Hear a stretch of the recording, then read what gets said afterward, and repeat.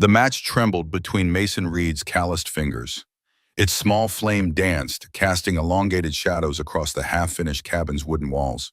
Before him lay the yellowed blueprint, edges curled from countless times being unfolded and refolded. The detailed pencil lines showed a child's bedroom with a special star-viewing window, tree-shaped bookshelves, and a small drawing desk positioned to catch the morning light. Mason's throat tightened as he lowered the flame toward the paper.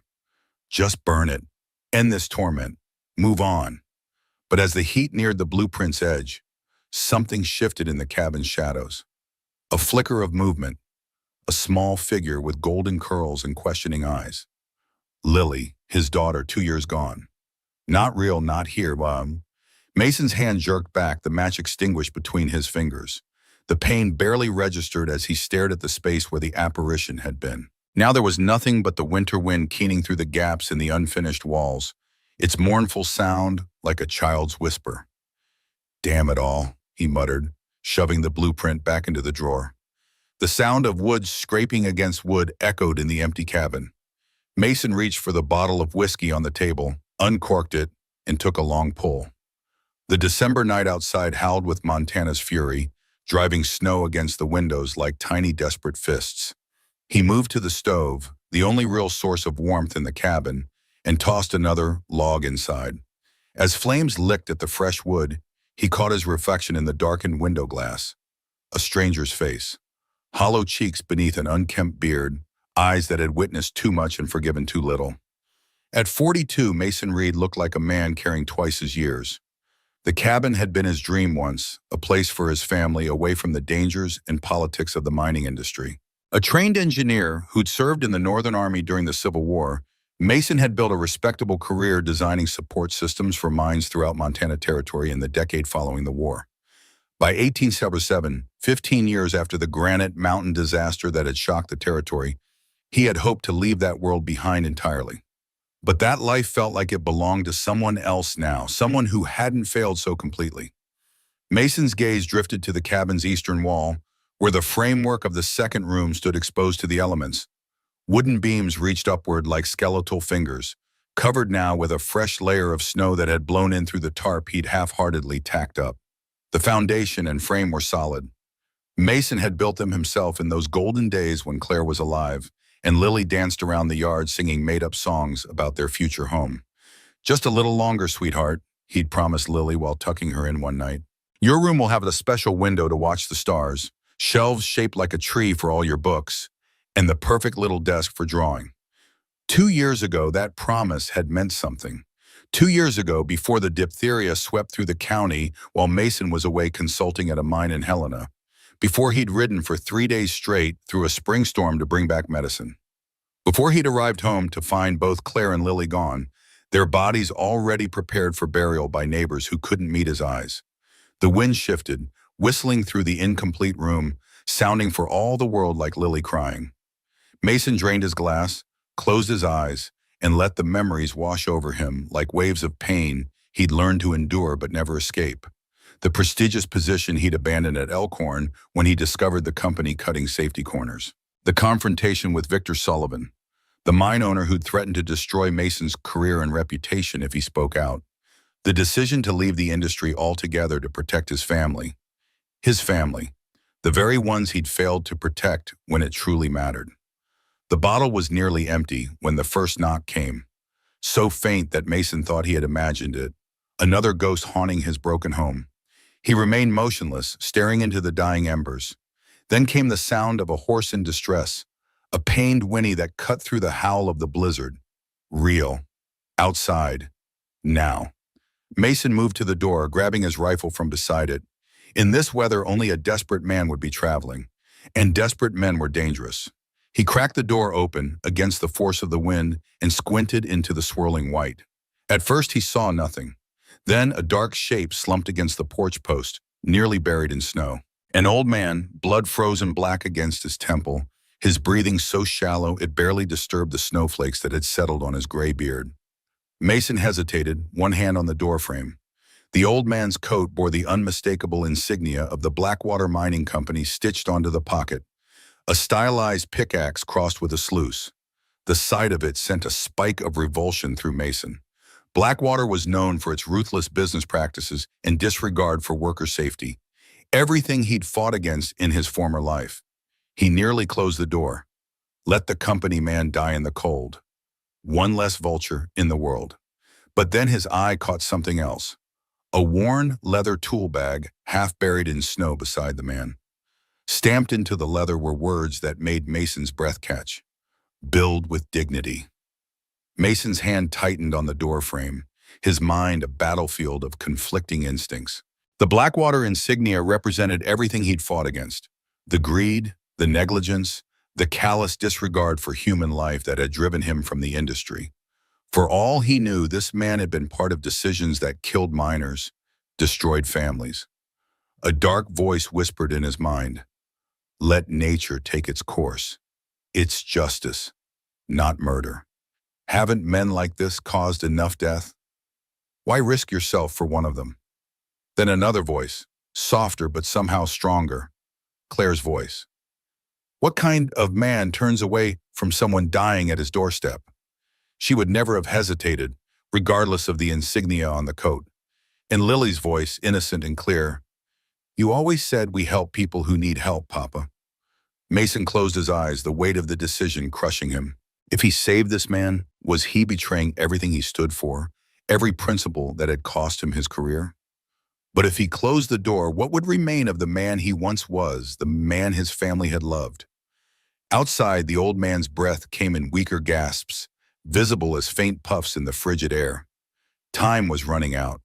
It was a motto Mason knew well, the creed of the old-school craftsmen who took pride in their work, who refused to cut corners even when ordered to. His own father, a bridge builder, had lived by those words. In that moment, the wind parted the old man's coat, revealing a chest barely rising with each labored breath. Mason saw himself again, riding desperately through another storm, too late to save those who mattered most. But not this time. "Damn it," Mason muttered, setting down his rifle. He stepped into the biting cold and hooked his arms under the stranger's shoulders.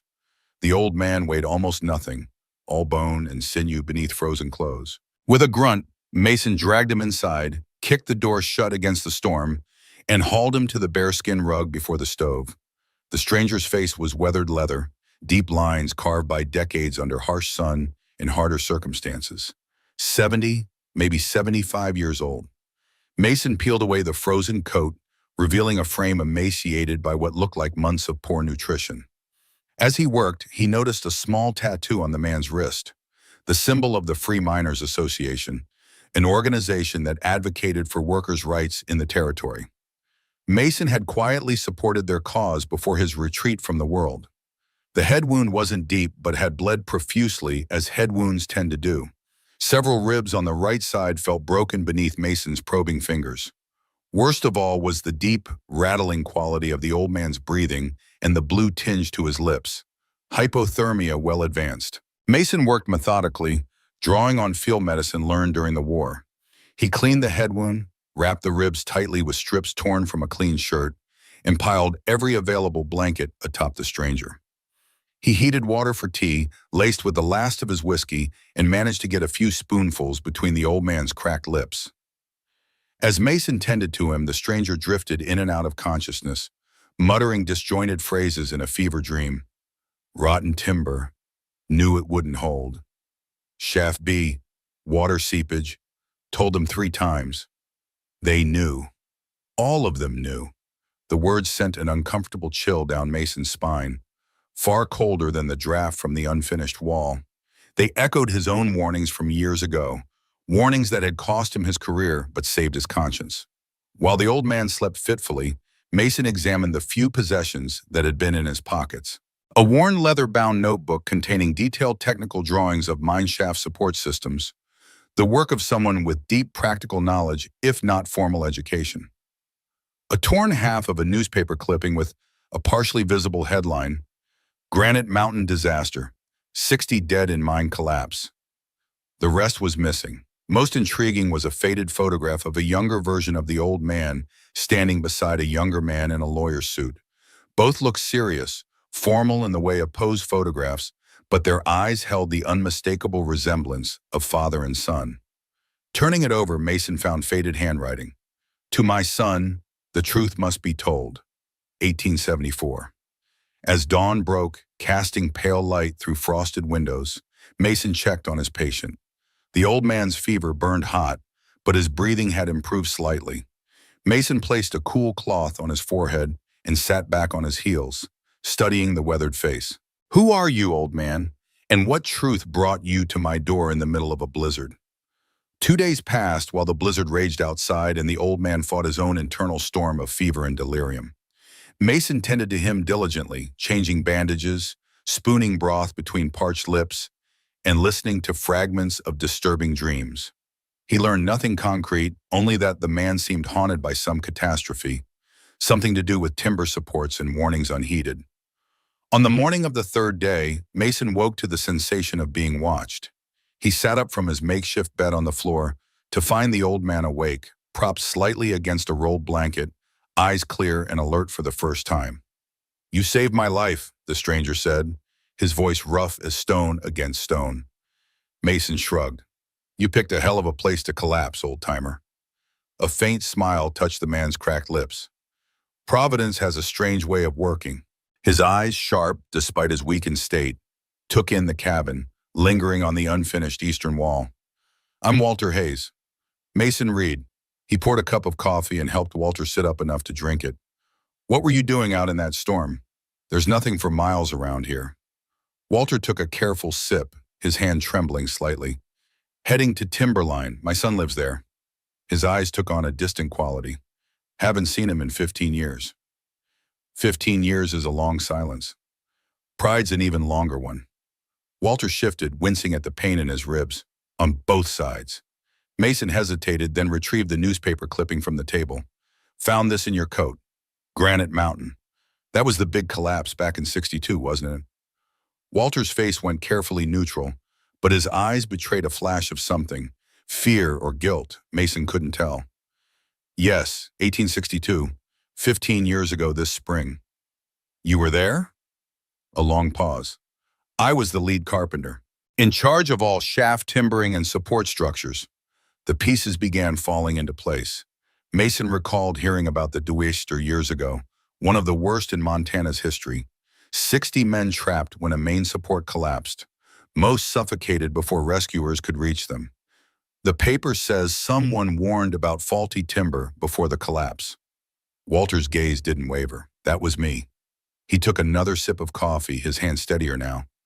"I warned them 3 times in writing. The timber they provided was green pine, not properly cured, unsuitable for load-bearing in wet conditions. And they ignored you. Worse." Walter's voice hardened. "They buried my reports and paid the inspector to approve the work." Mason felt a cold knot form in his stomach. It was a story he knew too well. Profit prioritized over safety, warnings dismissed as unnecessary caution. But 60 men dead. That was a catastrophe beyond even his darkest fears when he'd left Elkhorn. "What happened after?" Mason asked.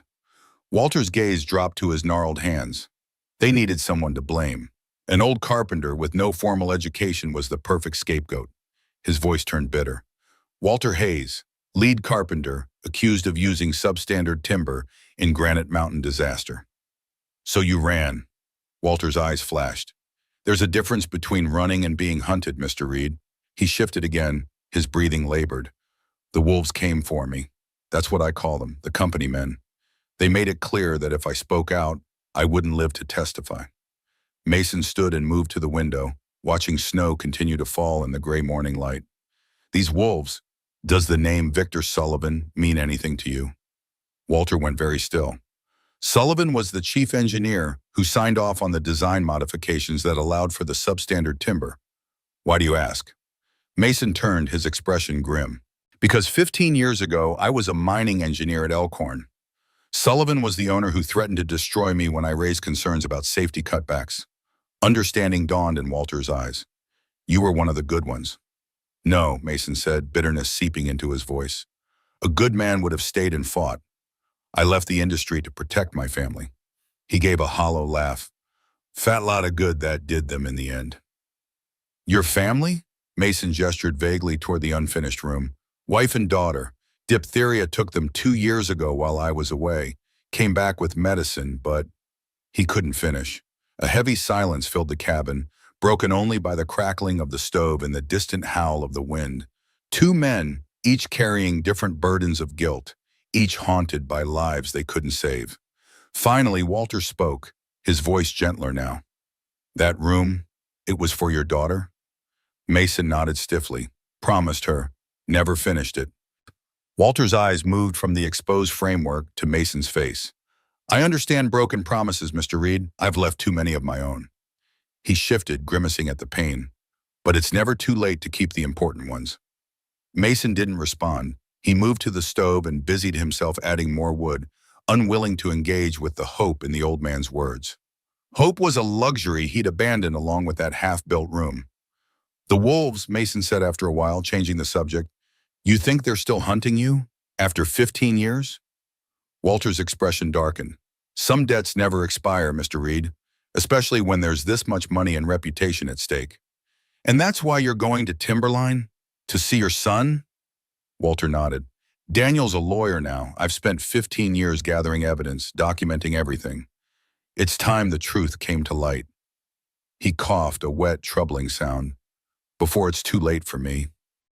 Mason studied the old man, noting the gray pallor beneath his weathered skin, the labored breathing that spoke of illness beyond the immediate injuries. Walter Hayes was dying, had been dying before he ever collapsed on Mason's porch. You need rest, Mason said finally. Storm's not letting up anytime soon anyway. Walter nodded, fatigue evident in every line of his body, but before he closed his eyes, he fixed Mason with a penetrating gaze. We all have ghosts, Mr. Reed. The question is whether we let them haunt us or guide us. His eyes drifted to the unfinished room. That framework is still solid. Good bones. It would be a shame to waste good work. Mason said nothing, but as Walter drifted back to sleep, he found his gaze drawn to the exposed beams and remembered foundation. The old carpenter was right. The bones were still good. It was everything else that had rotted away. The next morning broke clear and cold, a brief respite in the storm. Mason stepped outside to check his woodpile and clear snow from around the cabin. The horse that had brought Walter had died during the night, half buried now in a drift beside the porch. Another life he'd failed to save. When he returned inside, he found Walter awake and attempting to stand, one hand braced against the wall for support. What the hell do you think you're doing? Mason demanded, dropping his armload of firewood. Walter grimaced, testing my limitations, found them rather quickly. He sank back onto the bearskin rug, breathing heavily. You've got broken ribs and nearly froze to death. Your limitations should be obvious. Walter's eyes crinkled at the corners. At my age, Mr. Reed, every morning you wake up is a victory over limitations. Despite himself, Mason felt the ghost of a smile tug at his lips. There was something indomitable about the old man's spirit that reminded him of his father. You need to rest, he said less harshly. Give those ribs time to heal. Time is the one thing I'm shortest on. Walter glanced toward the unfinished wall. That room. Tell me about it. Mason stiffened. Nothing to tell. Just never finished it. I've spent 50 years reading the stories wooden beams tell, Mr. Reed. That frame wasn't abandoned out of laziness or lack of skill. Walter's gaze was steady. It was abandoned out of grief. You don't know anything about it. Mason's voice was ice. I know about grief. Walter didn't back down. I know it can preserve us like amber, keeping us intact but never allowing us to move forward. Mason turned away, jaw tight. I didn't ask for your wisdom, old man. No, you just saved my life. But wisdom's cheaper than medical care, so it's all I have to offer in return. Walter coughed again, that same troubling wet sound. When he caught his breath, he continued. That framework needs finishing before winter sets in properly. The exposed wood will warp in the freeze-thaw cycles. It doesn't matter. Craftsmanship always matters. Walter's tone was firm, especially the craftsmanship we undertake for love. Wooten whirled around. Love? Love is what left that room unfinished. My daughter died, Hayes. My wife died. There's no one to build it for anymore. Walter absorbed the outburst calmly.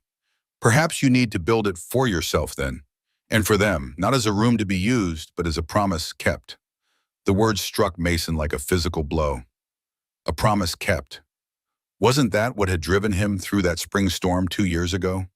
The desperate need to keep his promise to return with medicine? The promise he'd failed to keep? He turned away again, unable to bear the understanding in Walter's eyes. You talk too much for a man at death's door. Near-death clarity, it's quite liberating. Walter shifted, wincing. I don't suppose you'd help an old man to his feet. I'd like to take a closer look at that frame. Mason hesitated, then relented. He helped Walter stand and supported him as they made their way to the unfinished wall. Despite his weakened state, Walter's eyes took on a professional sharpness as he examined the construction. Solid work. You've got skill, Reed. His gnarled finger traced a joint. Mortise and tenon here instead of just nails. That's craftsmanship. He moved his hand along the top beam. But you've got water damage starting here. Another winter, and you'd have to replace half the frame. Mason found himself looking at his work through Walter's eyes, seeing both the quality of what he'd accomplished and the deterioration that had begun in his neglect. I can fix it, he said quietly, surprised by his own words. We can fix it, Walter corrected. My hands still know their work, even if the rest of me is failing. He gave Mason a sidelong glance. Consider it payment for your hospitality. You don't owe me anything. Everyone owes something to someone, Reed. It's the accounting of life. Walter turned back to the frame. The corner post needs reinforcement first. Do you have timber, seasoned? Mason nodded, a strange feeling spreading in his chest. Not quite hope, but something adjacent to it. Purpose, perhaps. Under a tarp behind the cabin. Been there 2 years, should be well cured by now. Good. Walter nodded decisively. We'll start tomorrow, if the weather holds. He looked at Mason with those sharp, knowing eyes. Unless you've got other plans for winter besides drinking yourself to an early grave? Mason should have been angry at the presumption, but instead felt something shift and awe to him. A rusty mechanism, long dormant, creaking back to life. No, he said finally. No other plans. That night, as Walter slept by the stove, Mason took out the blueprint again. He spread it on the table, smoothing the creases with careful hands. Lily's room, the special window for stargazing, the tree-shaped shelves, the small desk positioned just so. His fingers traced the pencil lines, remembering the joy in Lily's eyes when he'd shown her the design. Will I really have a window to see the stars, Papa? She'd asked, bouncing on her toes with excitement. I promise, sweetheart, he'd replied. The best view of the stars in all of Montana. A promise unkept, until now. Mason glanced at the sleeping form of Walter Hayes, this strange old man who had appeared like a ghost from the storm, carrying his own burdens of guilt and unfulfilled promises. Perhaps they had both been preserved in amber, as Walter had said, unable to move forward. Perhaps it was time to break free. The next morning dawned clear again, the storm temporarily exhausted. Mason rose early and went to inspect the seasoned lumber behind the cabin. The tarp had held. The wood was in good condition. As he selected pieces, he felt a presence behind him. Walter stood in the cabin doorway, wrapped in a blanket against the cold, watching him with knowing eyes. You've decided then, the old man said. Not a question. Mason nodded, hefting a length of pine. We'll need to remove the water-damaged sections first. A smile creased Walter's weathered face. A wise approach. Tear out the rot before rebuilding. As they worked that day, Mason discovered that despite his age and illness, Walter Hayes possessed a craftsman's knowledge that went bone deep. His hands, though gnarled with arthritis, moved with precision born of decades of practice. He taught through demonstration and sparse commentary, showing Mason techniques that couldn't be found in engineering textbooks. A joint matters more than nails, Reed, Walter explained as they shaped a replacement corner post. Nails can work loose over time, but a proper joint, cut true and snug, will hold as long as the wood itself. Mason, in turn, applied his engineering knowledge to improve upon the original design, adding cross braces for additional strength and modifying the window frame to better insulate against Montana's brutal winters. As they worked, the initial awkwardness between them gave way to the rhythm of shared labor.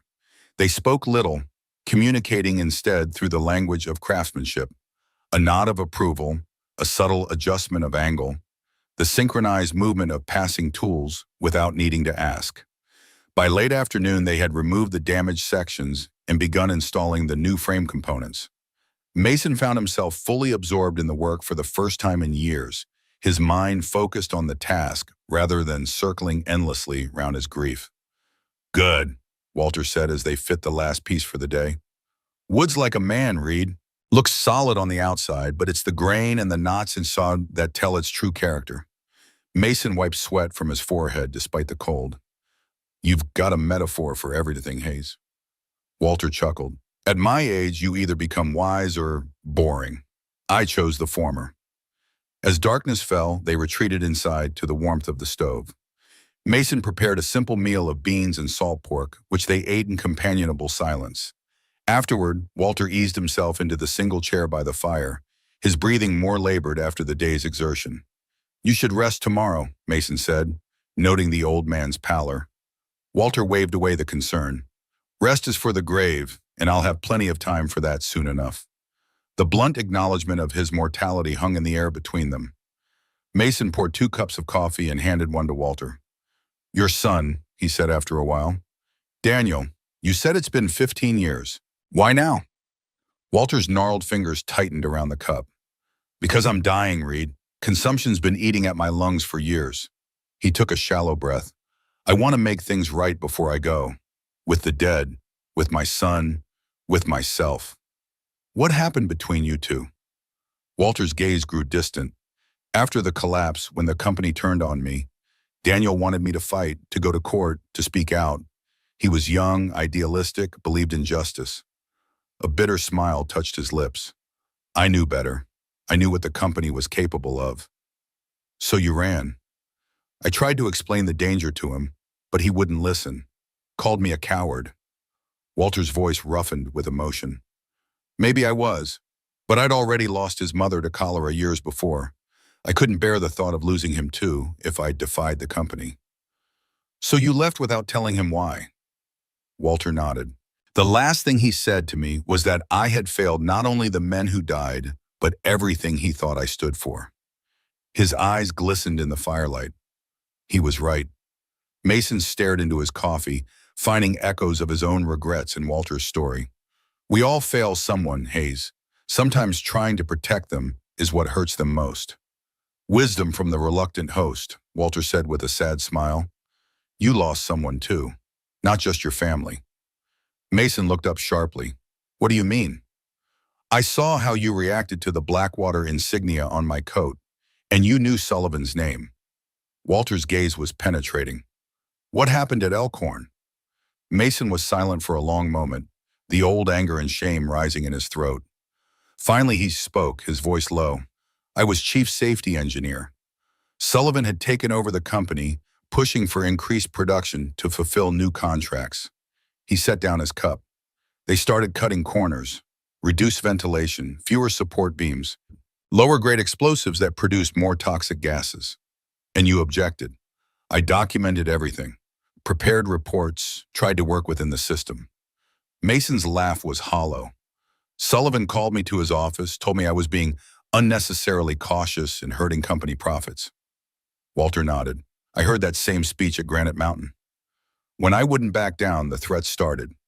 Mason stared into the fire, seeing that day clearly, despite the years between. "Sullivan said if I took my concerns public, he would ensure I never worked as an engineer again. Said he had friends in every mining operation in the territory." "So you resigned?" "I did more than that. I left the industry entirely.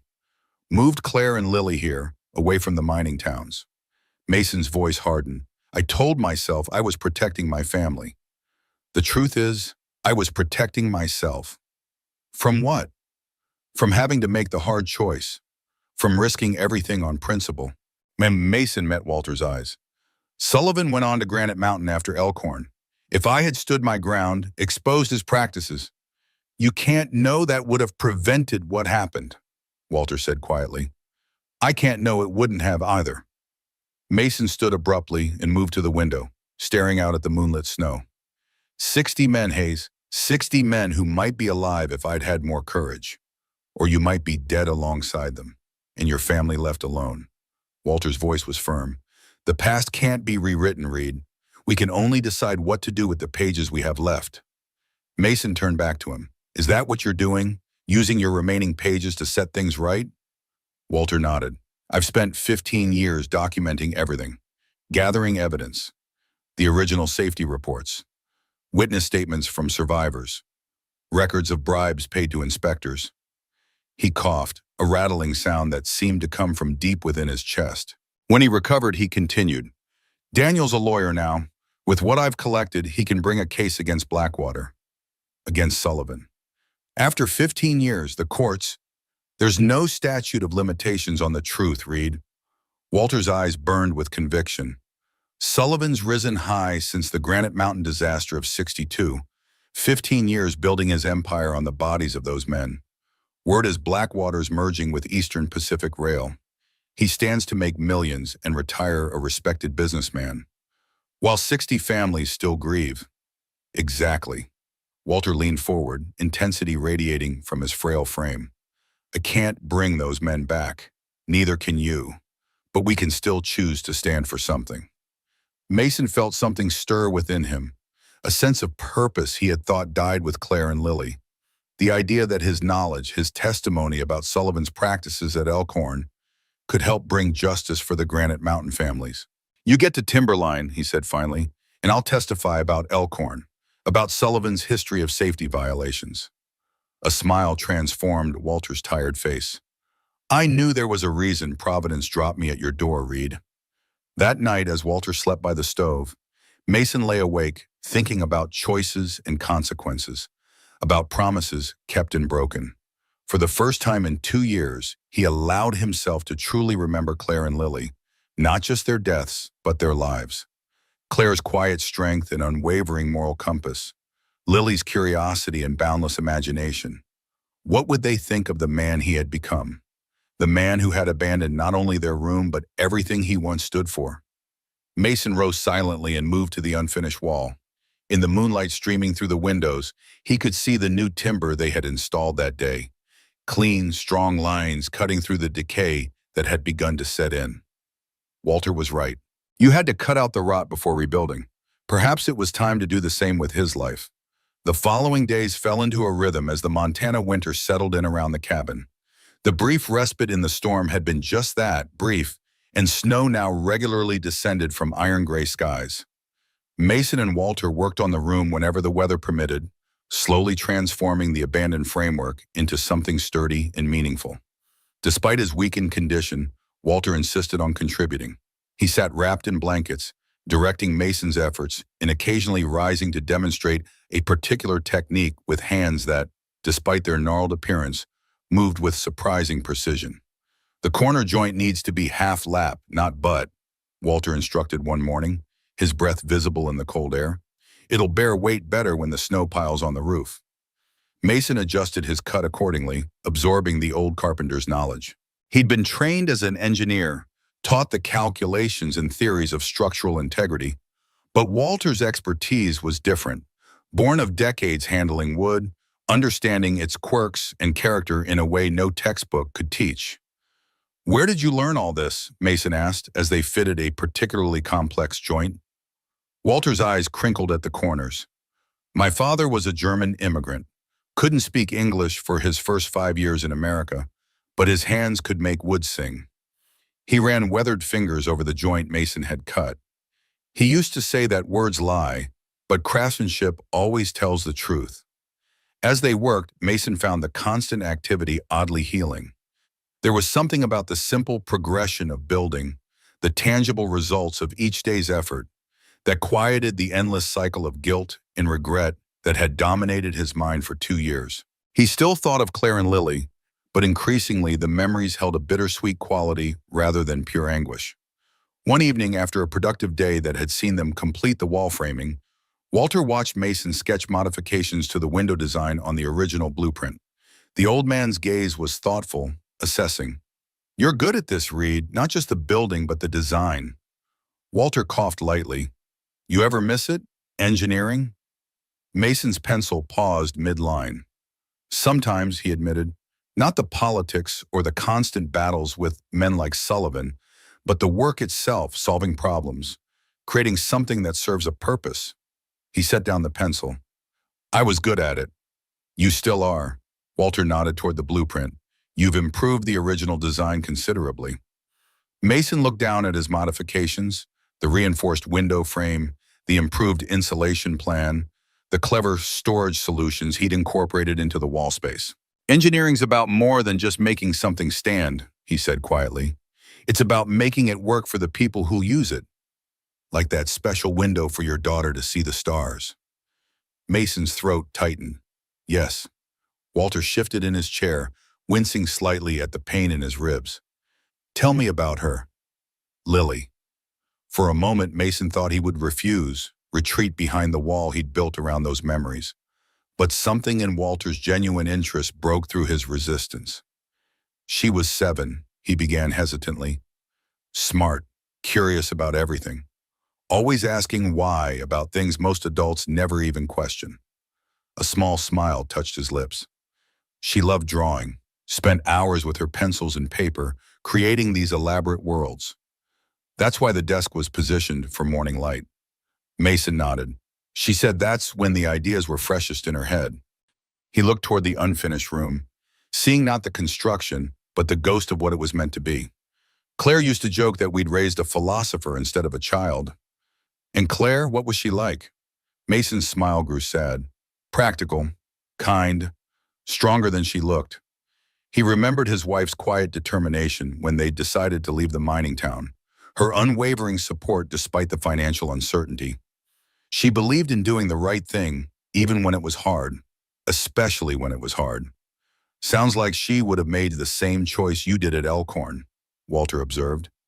Mason considered this. Maybe, but she wouldn't have hidden out here afterward, letting guilt eat her alive. He met Walter's gaze. She would have found another way to fight. Perhaps that's what you're doing now, Walter said quietly, finding another way. The conversation shifted something in Mason, unlocked a door he'd kept firmly closed. That night, he took out a small wooden box from beneath his bed, the one place he stored the few mementos he couldn't bear to look at, but couldn't bring himself to destroy. Inside lay a small bundle of Lily's drawings, a pressed flower Claire had once tucked behind her ear, and a folded letter from Sullivan threatening him with professional ruin if he persisted with his safety concerns. Mason read it again, feeling not the old shame but a smoldering anger. So many lives might have been saved if he'd found the courage to stand against such men. Walter's words echoed in his mind. We can only decide what to do with the pages we have left. The next day brought another brief clearing in the weather. Mason rose early, intending to cut additional lumber before the next snowfall.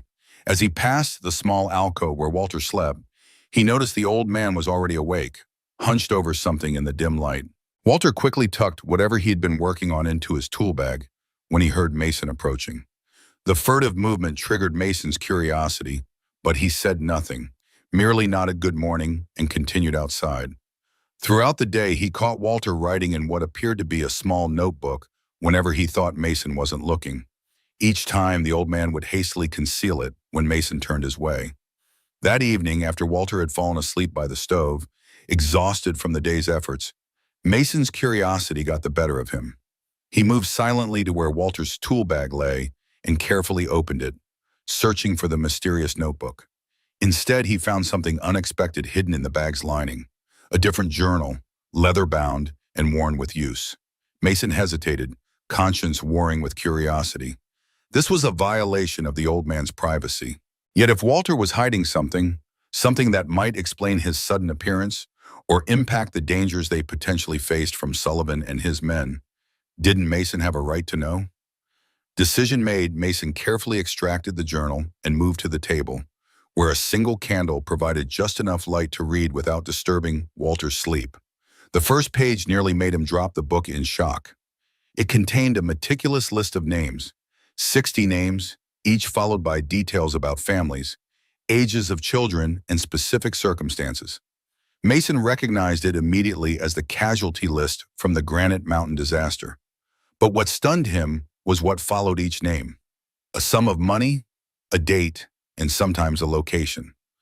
With growing amazement, Mason realized he was looking at a record of payments, money Walter had somehow sent to each family over the years. Checking the dates against the amounts, Mason calculated that Walter had been systematically giving away what must have been nearly every dollar he earned for 15 years.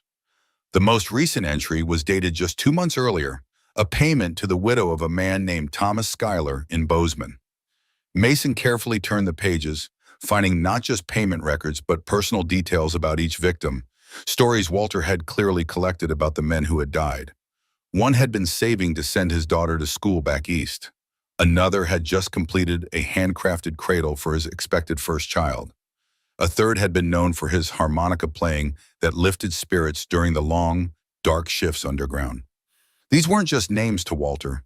They were men he had known, worked alongside, and ultimately failed to protect. Men whose families he had been silently supporting for 15 years. The final pages of the journal contained something else, what appeared to be a methodically gathered collection of evidence. Copies of Walter's original safety reports, statements from surviving miners who had witnessed the substandard timber being installed despite protests, notes about which inspectors had been paid off and by whom. It was a damning record, carefully preserved and organized, the work of a man who had never stopped seeking justice, even while hiding from those who would silence him. Mason closed the journal, a profound shift occurring in how he viewed the old man sleeping by his stove. Walter Hayes wasn't running from responsibility. He was carrying it in a way Mason had never considered. Silently, systematically, for 15 years. He carefully returned the journal to its hiding place, thoughts churning. When Walter spoke of making things right, it wasn't just empty words or deathbed regrets. The old carpenter had been working toward this moment for more than a decade, giving everything he had to both support the families and build a case that could finally bring the truth to light. The next morning, Walter seemed to sense something had changed. He studied Mason's face over breakfast, his sharp eyes missing nothing. "You found my journal," he said finally. "Not an accusation, just a statement of fact." "You found my journal," he said finally. "Not an accusation, just a statement of fact." Mason didn't deny it. "All these years, they painted you as the villain. While you were—" "I was the villain," Walter interrupted, his voice suddenly harsh. "Not because I used bad timber. I fought against that with everything I had, but I was a coward when it mattered most." "What do you mean?" Walter's eyes took on a haunted quality. "The day of the collapse, I wasn't at the mine. My wife was ill. I'd stayed home to care for her." He drew a ragged breath. "When I heard what happened, I rushed to help with the rescue. But by then, the company had already started spreading their story that my poor workmanship had caused the disaster." "But you had documentation, your safety reports," "which had mysteriously vanished from company records." Walter's voice was bitter. "It was my word against theirs. And then came the threats, not just against me, but against my family. My son." Mason understood then. "So you disappeared to protect Daniel." Walter nodded, pain etched in every line of his face. "I thought I was protecting him. Instead, I left him believing his father was a coward who'd run from responsibility for 60 deaths. He didn't know about the threats. I never told him." Walter's gaze was distant. "I thought if he knew, he might try to fight the company himself. He was young, idealistic. I couldn't risk it."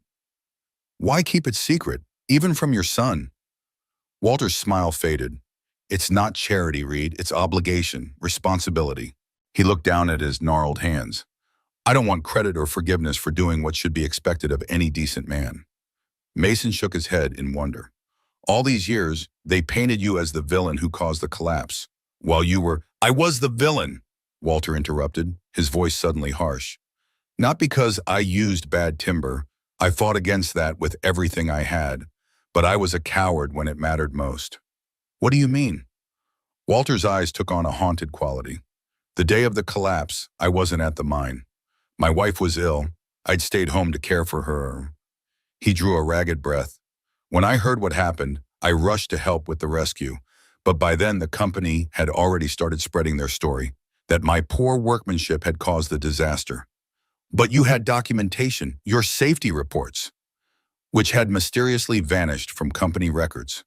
Walter's voice was bitter. "It was my word against theirs. And then came the threats, not just against me, but against my family. My son. Mason understood then. So you disappeared to protect Daniel. Walter nodded, pain etched in every line of his face. I left a note saying I was going to turn myself in to the authorities in Helena. Instead, I vanished into the mountains, changed my name, moved from camp to camp. His hands trembled slightly. I thought I was protecting him. Instead, I left him believing his father was a coward who'd run from responsibility for 60 deaths. He didn't know about the threats. I never told him. Walter's gaze was distant. I thought if he knew, he might try to fight the company himself.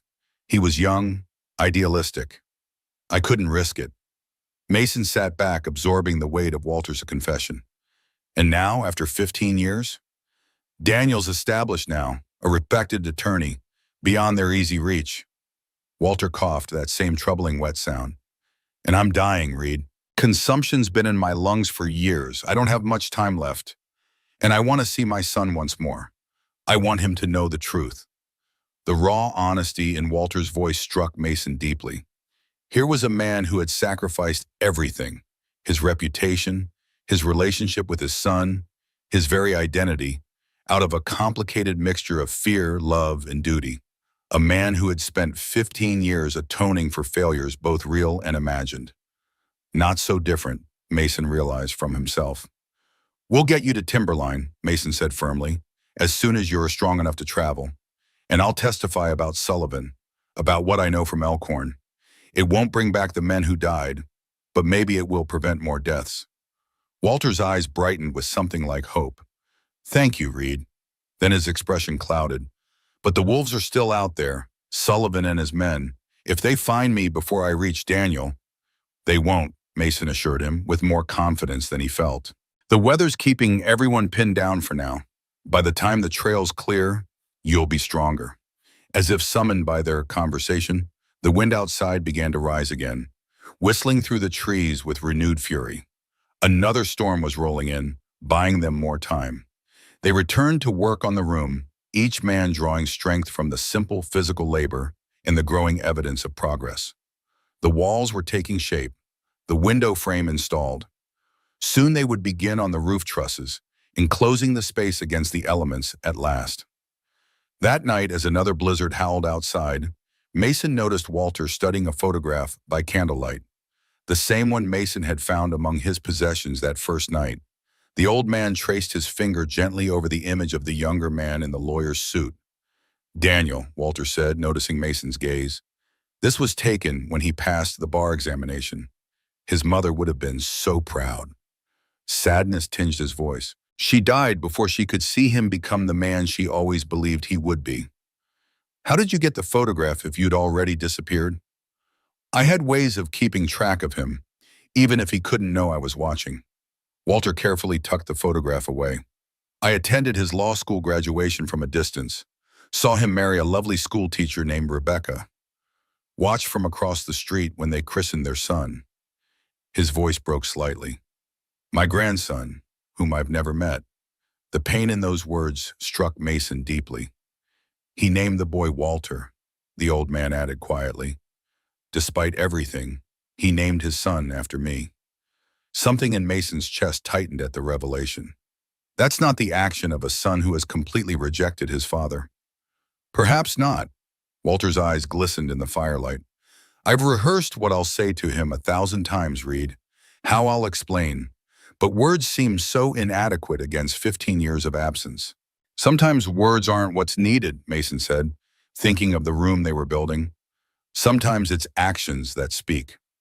Walter nodded slowly. Like your room for Lily. Yes, Mason glanced toward the partially completed structure. I couldn't save her, but I can still keep my promise. They sat in contemplative silence for a time, the fire crackling and the wind moaning around the cabin's corners like a living thing. Two men bound by regret, yet slowly finding their way towards something that, if not redemption, was at least a kind of peace. As the night deepened, Walter's breathing grew more labored, the persistent cough worsening with the damp air.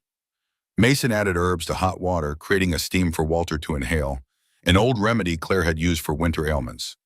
While Walter leaned over the steaming bowl, a particularly violent coughing fit seized him. When it finally subsided, Mason saw with alarm that the handkerchief the old man pressed to his mouth was stained with blood. "How long has that been happening?" Mason asked grimly.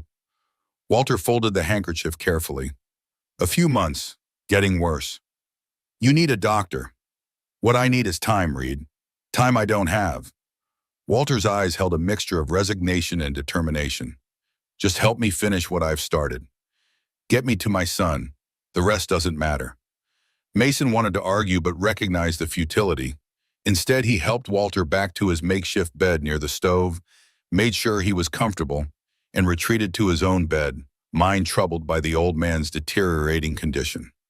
That night, Mason dreamed of Lily, not as he usually did, pale and still in her small coffin, but alive and laughing, sitting at the desk in her completed room, drawing pictures of stars and trees. She looked up at him with those clear, intelligent eyes. "You're keeping your promise, Papa," she said. "I knew you would." Mason woke with tears on his face but a strange lightness in his heart. For the first time since the funeral, he had dreamed of Lily's life rather than her death. It felt like a gift, or perhaps permission to continue living himself. The next 3 days brought the worst of the winter storm. Snow piled high against the cabin walls, and temperatures dropped so low that ice formed on the inside of the windows despite the constant fire in the stove.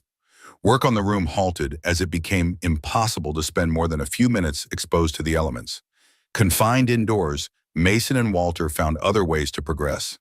They refined the blueprint details, prepared materials, and shared stories that gradually filled in the gaps of their lives. Mason spoke of his engineering training, his time in the Union Army during the war, and his courtship of Claire. Walter described his early days as a carpenter's apprentice, the birth of his son, and the pride he'd felt watching Daniel's academic achievements. "He was always smarter than me," Walter said fondly. "His mother insisted he get an education. Your hands are skilled," she told me, "but his mind will take him places you've never dreamed." Mason smiled. "She sounds like a wise woman." "The wisest I've known." Walter's eyes grew distant. "She understood what I didn't, that Daniel needed to find his own path, not follow mine." As Walter's fever rose again on the third night of the storm, his typically careful demeanor slipped. In his delirium, he revealed more about the Granite Mountain disaster than he had while lucid. "Timber was rejected from the Silverton operation," he muttered, tossing restlessly on his pallet. "Sullivan knew. All the managers knew. Not cured properly. Green wood that would warp under pressure." Mason bathed Walter's forehead with cool cloths, listening as the old man's feverish confessions continued. "Told Blackwater 3 times in writing. Showed them the test results. But the new contract meant deadlines. Deadlines meant cutting corners." Walter's voice grew agitated. "Said they'd fire me if I kept complaining. 5 children at home. Mary sick with the fever." The picture became clearer with each delirious statement. Walter had known the timber was dangerously substandard, but had been caught between his professional integrity and the need to keep his job to support his family. He had tried to work within the system, filing reports and demonstrating the dangers, but had been silenced by threats to his livelihood. "Should have walked away," Walter whispered, eyes glazed with fever. "Should have refused, gone public. 60 men dead because I was afraid to lose my position." Mason understood then the full weight of guilt Walter carried. Not for causing the disaster through negligence, as the company had claimed, but for failing to prevent it through more drastic action. For choosing his family's security over a courageous stand that might have saved lives. It was a choice Mason understood intimately, the same choice he had made at Elkhorn. When Walter's fever broke near dawn, Mason sat beside him, offering water in small sips. The old man's eyes cleared, fixing on Mason with uncomfortable lucidity. "You heard," Walter said quietly. It wasn't a question. Mason nodded. "I heard." "Then you know the truth. I wasn't just a scapegoat. I was complicit through my silence. You tried to warn them." "Not hard enough." Walter's voice hardened. "I could have refused to use that timber. Could have gone to the newspapers. Could have done 100 things that might have prevented the collapse." His gnarled hands gripped the blanket. "Instead, I tried to work within a corrupt system, telling myself I was being responsible." The words struck Mason like a physical blow, mirroring his own justifications at Elkhorn. He had told himself the same thing, that he was being practical, responsible, protecting his family by walking away rather than fighting. "We're both cowards then," Mason said finally. Walter's eyes met his, a lifetime of regret reflected there. "Or just men trying to do our best in impossible situations." He coughed, wincing at the pain in his chest. "The question is, what do we do now?" Mason considered the question, its implications extending far beyond the immediate moment. "We finish what we started," he said finally. "The room, the journey to your son, the testimony against Sullivan. We use whatever time we have left to set things right." Walter nodded, a ghost of a smile touching his lips. "Not redemption." "No," Mason agreed. "Some things can't be redeemed, but perhaps atonement." The storm began to abate the following day. Weak winter sunlight filtered through breaks in the clouds, casting prismatic patterns through the frost-covered windows. Mason ventured outside to clear paths and check for damage. The snow had piled nearly 4 feet deep in places, but the cabin had weathered the storm well, including the partially constructed room. When he returned inside, stamping snow from his boots, he found Walter attempting to stand, one hand braced against the wall for support. "You shouldn't be up," Mason chided, moving to help him. "Been idle too long," Walter insisted. "Need to see how our work held up." Mason reluctantly helped the old man bundle up against the cold and supported him as they made their slow way to examine the room's progress. Despite his weakened state, Walter's eyes were sharp as they assessed the structure. "Solid," he pronounced with satisfaction. "Another week of good weather, and we could have it enclosed." "Just in time for spring," Mason said dryly. Walter chuckled. "Better late than never, Reed." As they turned to go back inside, a sound froze them both in place, the distant jingle of harness bells. Someone was approaching. Mason helped Walter quickly back into the cabin and positioned him near the fire, out of direct view from the door. Then he took his rifle from its place on the wall and moved to the window, peering cautiously outside. 4 riders were making their way up the trail to the cabin, their horses struggling through the deep snow. They were still too distant to make out features, but the lead rider wore a heavy coat that appeared to be of better quality than those of his companions. "Visitors," Mason said grimly. 4 men on horseback. Walter tensed. "The wolves? Can't tell yet." Mason checked his rifle, making sure it was loaded. "Stay out of sight. I'll handle this." The riders approached slowly, forced to navigate carefully through the snowdrifts. As they drew closer, Mason could see that they were well equipped for winter travel. Good coats, proper boots, rifles and saddle scabbards. Men with means, not desperate travelers. When they reached the cleared area before the cabin, the lead rider dismounted. He was a large man with a ruddy face partially hidden by a well-trimmed beard streaked with gray. Something about his bearing, the confident way he surveyed the property, the authoritative gesture to his companions, sent a warning prickle along Mason's spine. A knock came at the door, firm and commanding. "Hello, the house," called a deep voice. "Travelers seeking shelter." Mason took a deep breath, tucked his rifle partly out of sight behind the door, and opened it enough to see the visitors but not enough to invite entry.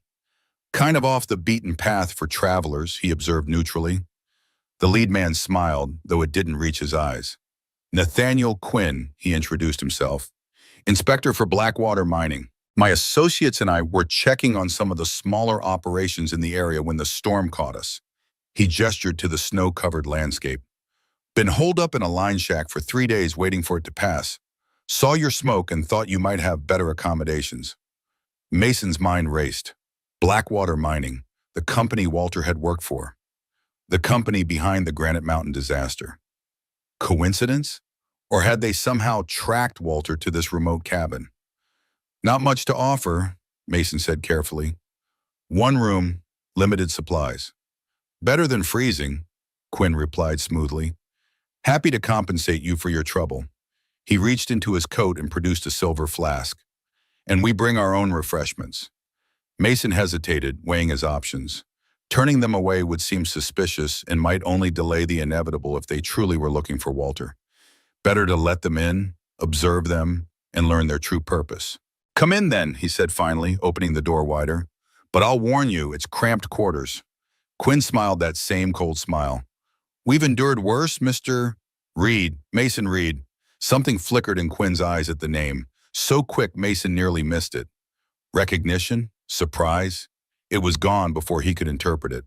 The four men entered, stamping snow from their boots and shaking it from their coats. As they removed their hats and outer layers, Mason studied them carefully. Quinn was clearly the leader, older than the others, with an air of authority. The other three were younger, harder men with the watchful eyes of those accustomed to violence. Walter remained seated by the fire, head slightly bowed, his face partially shadowed. Mason made a quick introduction. "My father-in-law," he explained, the lie coming easily. "Been ill. We were working on an addition to the cabin before the storm hit." He gestured to the partially constructed room visible through the eastern wall. Quinn's gaze swept over Walter with apparent disinterest, then moved to the construction. "Good time of year for building," he remarked sardonically. "Winter's when we have time," Mason replied. "Summer's for hunting, planting, harvesting." Quinn nodded as if this made perfect sense, though the skepticism in his eyes was clear. "Mind if my men tend to the horses? Got supplies that need unloading." "Help yourselves," Mason said, gesturing toward the lean-to beside the cabin that served as a crude stable. Two of Quinn's men headed back outside, while the third, a lean, watchful man with a scar along his jaw, remained near the door. Quinn moved to the fire, warming his hands. "Appreciate the hospitality, Reed. Not many folks out this way." "That's why we're here," Mason said simply. "Prefer the quiet." Quinn's eyes moved around the cabin, taking in details with a practiced eye. The engineering books on a shelf, the drafting tools on the table, the blueprint for Lily's room partially visible. "You an architect, Reed?" "Just a man who knows how to use his hands." Quinn's smile didn't reach his eyes. "Modest. I like that." He produced his flask again, offering it to Mason. "Whiskey? To ward off the cold?" Mason accepted, taking a small sip before handing it back. The whiskey was good, expensive, not the kind typically carried by a mining inspector. "What brings Blackwater's inspectors so far from the main operations?" Mason asked casually, moving to the stove to put on coffee. "New veins being explored north of here," Quinn replied smoothly. "Companies expanding, always looking for new opportunities." His gaze drifted to Walter again. "Your father-in-law been ill long?" Walter coughed as if on cue, a convincing performance that nevertheless revealed the genuine rattle in his lungs. "Winter cough," Mason explained. "Gets him every year." Quinn nodded sympathetically. "My father was the same. Worked the mines for 30 years. Dust eventually took him." He moved closer to Walter, studying him with more interest now. "You ever worked the mines, old-timer?" Walter looked up, his eyes carefully vacant, his voice roughened by illness. "Lumber," he said simply. "Worked lumber all my life." Quinn seemed satisfied with this answer, turning his attention back to Mason. "You said summers for hunting. You know the area well then?" "Well enough." "Seen any strangers passing through recently? Before the storm?" And there it was, the real purpose behind this chance visit. Mason kept his expression neutral. "Just you folks. Nobody comes this way in winter unless they're lost." Quinn nodded thoughtfully. "Well, if you do happen to see an old man traveling alone, white hair, beard, about 70, we'd appreciate knowing. Former employee gone missing, families worried." The lie was so transparent, Mason almost laughed. Instead, he simply nodded. "I'll keep an eye out, but like I said, nobody passes this way in winter." The door opened, admitting the other two men along with a blast of cold air. They carried saddlebags and bedrolls, clearly preparing for an overnight stay. "Storm's coming back," one reported to Quinn. "Sky's turning ugly to the west." Quinn sighed theatrically. "Looks like we might impose on your hospitality longer than expected, Reed. Hope that won't be a problem." It wasn't a question. These men had no intention of leaving anytime soon. "Make yourselves comfortable," Mason said, injecting warmth into his voice that he didn't feel. "Coffee's almost ready."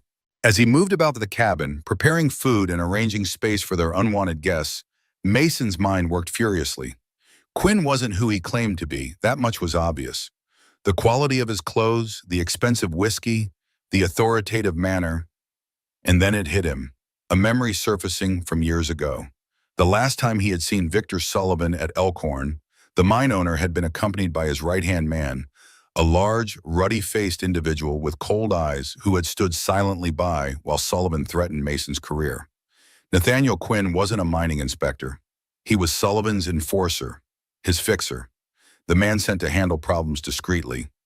And now he was here, in Mason's cabin, mere feet from the man he had almost certainly been sent to silence. The wolves had found them. Night fell quickly, the winter darkness descending like a curtain over the mountains.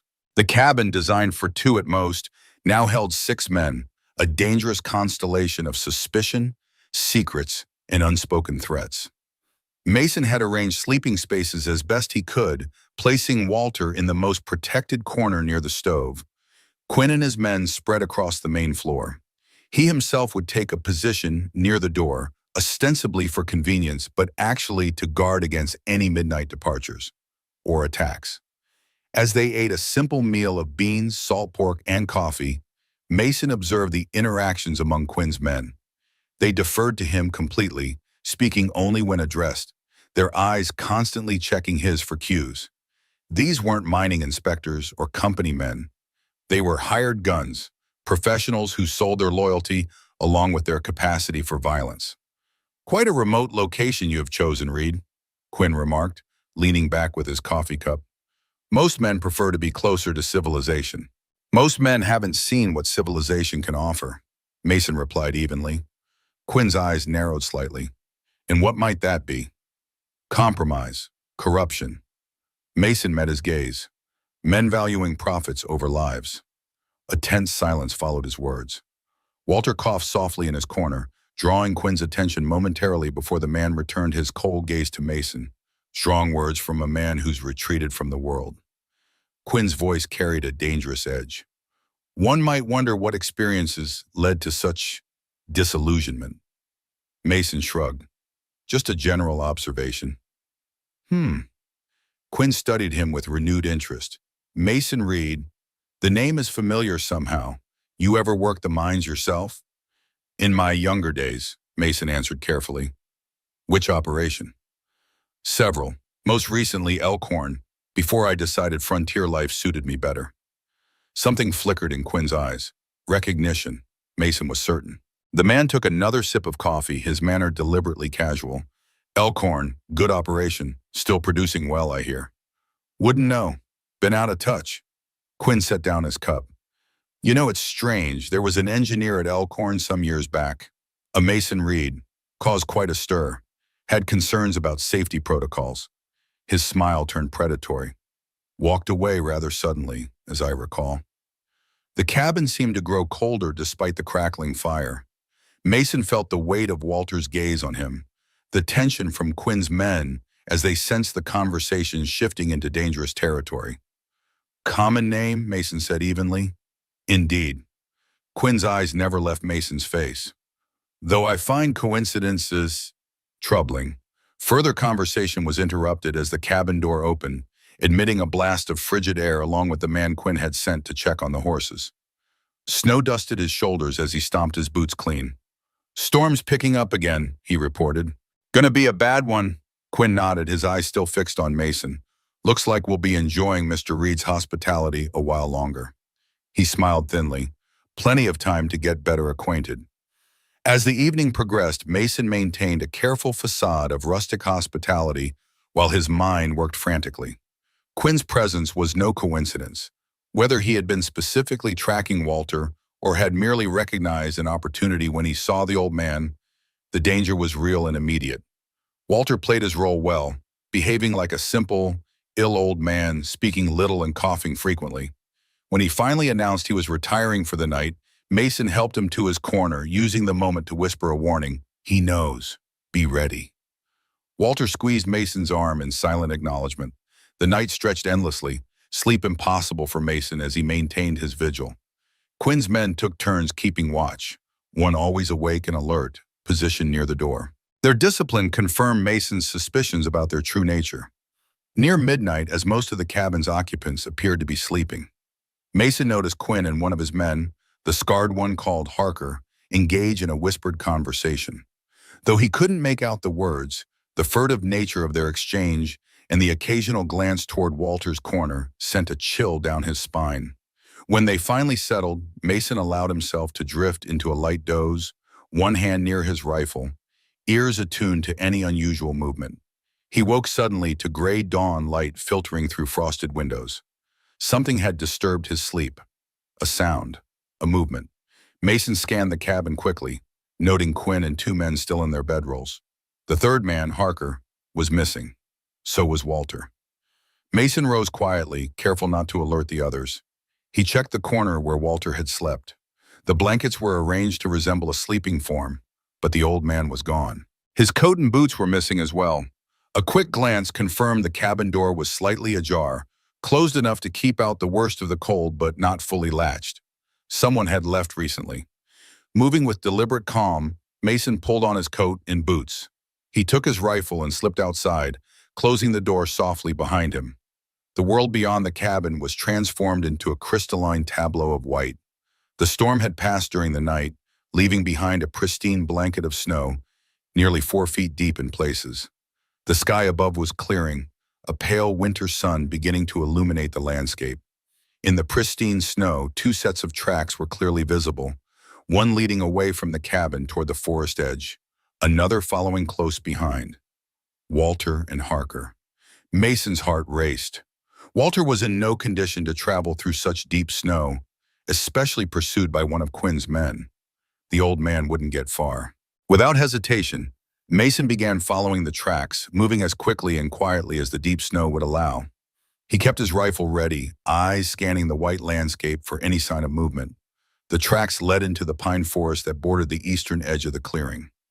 Here, the snow was shallower under the dense canopy, making for easier walking but also more difficult tracking.